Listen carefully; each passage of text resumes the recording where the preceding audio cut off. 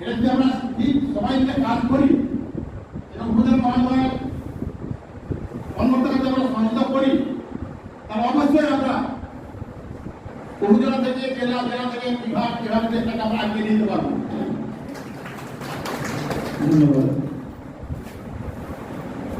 আমাদের 18 থেকে 35 যুব যেটা বলা হয় সেটা নারী পুরুষ দুজনকে।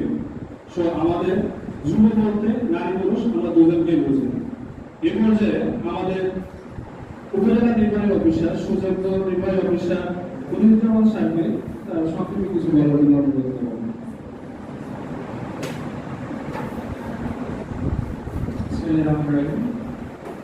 উপজেলা প্রশাসন এবং উপজেলা যুব কর্মকর্তা কার্যালয় আয়োজিত জাতীয় এবং আন্তর্জাতিক যুব দিবস উপলক্ষে আজকের এই র্যালি এবং র্যালি আলোচনা সভায় সম্মানিত সভাপতি যুব কর্মকর্তা, উপস্থিত সমাজসেবা কর্মকর্তা সহ অন্যান্য বিভিন্ন দপ্তরের কর্মকর্তাবৃন্দ, সর্বোপরি আজকে যাদের জন্য আয়োজন যুবকরা, যুব বলতে আসলে বলেছেন যে যুবক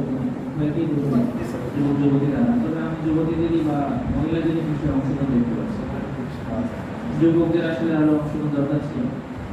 তো সবাইকে অভিনন্দন এবং শুভেচ্ছা জানাচ্ছি আজকে দিবস উপলক্ষে।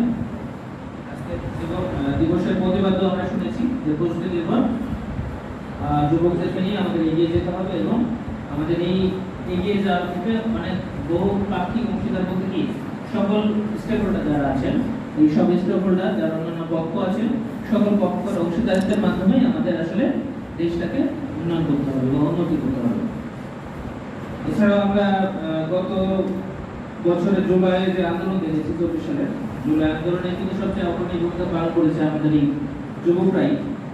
আর এই যুবকরা পারে পৃথিবী করতে দুর্নীতি, ঘুষ সকল কিছু প্রতিরোধ।